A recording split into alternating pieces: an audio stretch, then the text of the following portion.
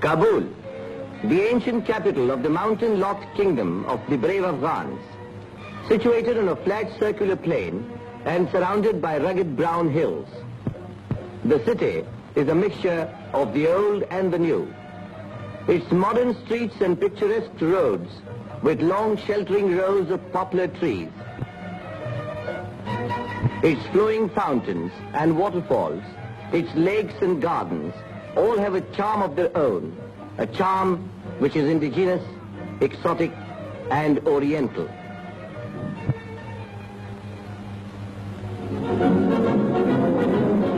Every year, the freedom-loving Afghans celebrate the last week of August as their Independence Week. The martial music of the Afghan bands resounds in the decorated streets of the metropolis and draws hundreds of ruddy-cheeked lads from their homes and thousands of trigger-conscious tribesmen from their fields to pay homage to the memory of the martyrs who laid their lives so that Afghanistan might live. Liberty-loving Afghans cherish their national freedom above everything else. And these monuments remind them of the heroic sacrifices of generations of their countrymen in the cause of national independence. And this is the monument commemorating martyrdom of the great Mujahid, the late King Nadir Shah, the father of modern Afghanistan.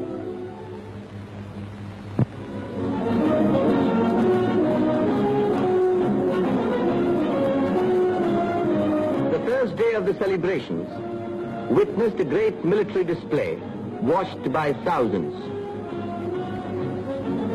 Steel-helmeted soldiers in their slick uniforms, armored cars and mounted guns. Such is the martial splendor of Afghanistan, poised to honor His Majesty the King, whose arrival everybody is waiting so eagerly. Punctually at 8:20 a.m., His Majesty arrived in the royal car.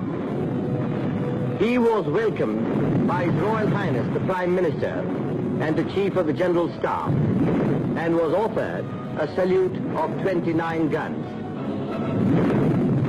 Alighting from the car, His Majesty got into a jeep to inspect his faithful warriors.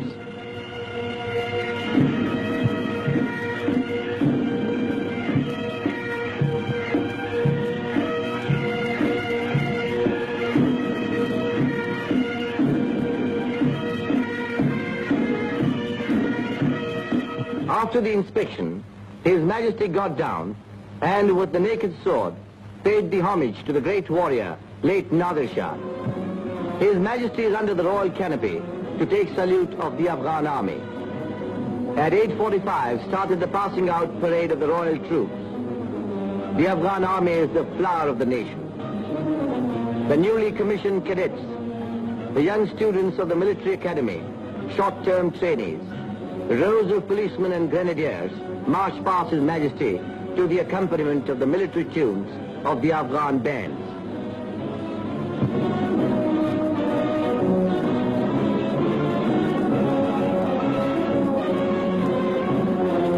And then the heavy anti-aircraft guns. Groups of aeroplanes dived in formation, showering congratulatory leaflets all around. There are also the qualified recruits of the police school and a body of the police force.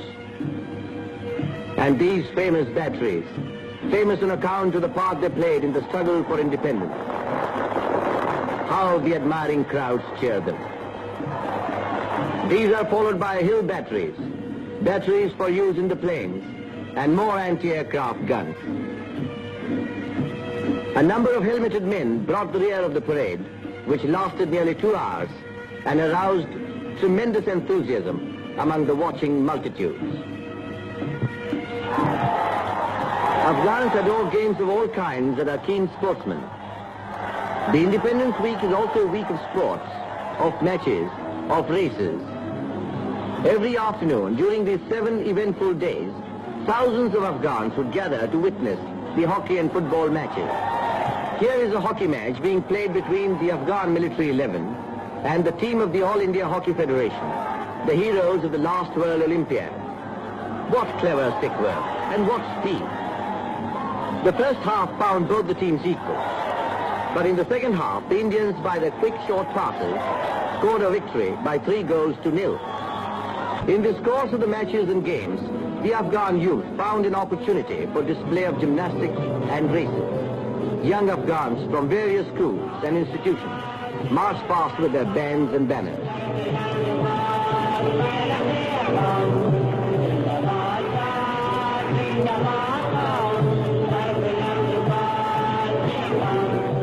The gymnastic demonstration gave evidence of suppleness of bodies and hard and arduous training. And now watch a football match between the Alliance Club and the All India Football Federation 11. A great game indeed. Both the sides displayed equal dexterity and speed. The Indians stole a lead in the first half by scoring a goal, which the Afghan side soon after equalized.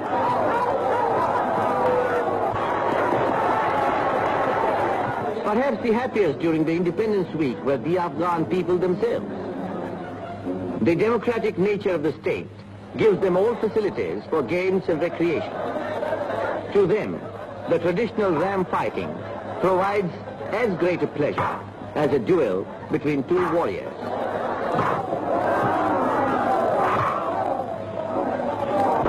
Finally, the dancing. The Afghan youths have their own way of dancing to the beating of the drum and the sweet melody of the flute. They let themselves go. Gradually, the music becomes faster, and so do the dancers.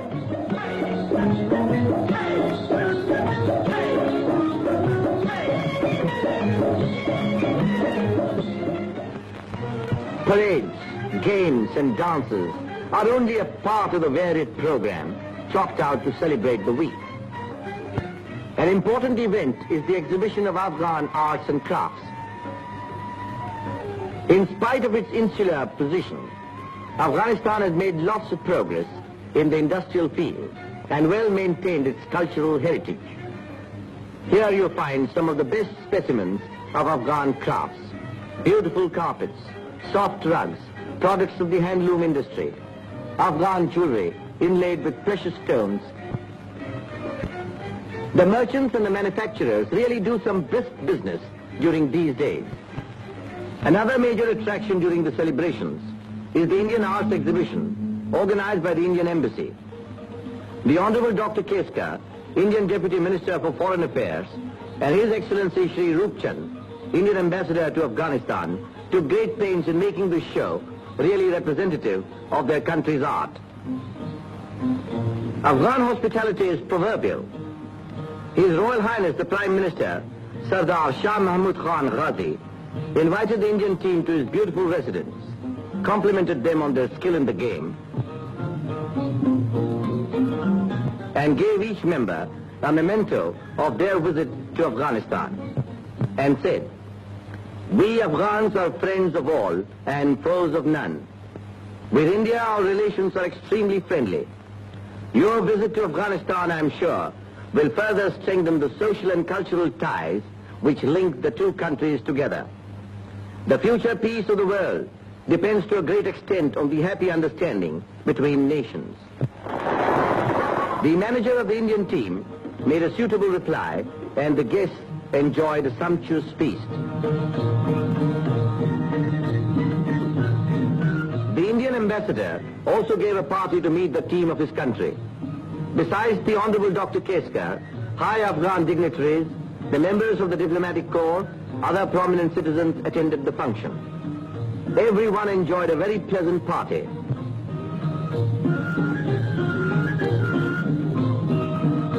Finally, the Indian merchants in Afghanistan arranged a feast to meet their country's foreign minister. There is no communal problem in Afghanistan, and equality and liberty enjoyed by the Hindus and Sikhs in the country is remarkable.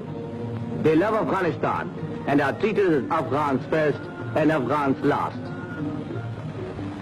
Thus ended the eventful week, a week of celebrations.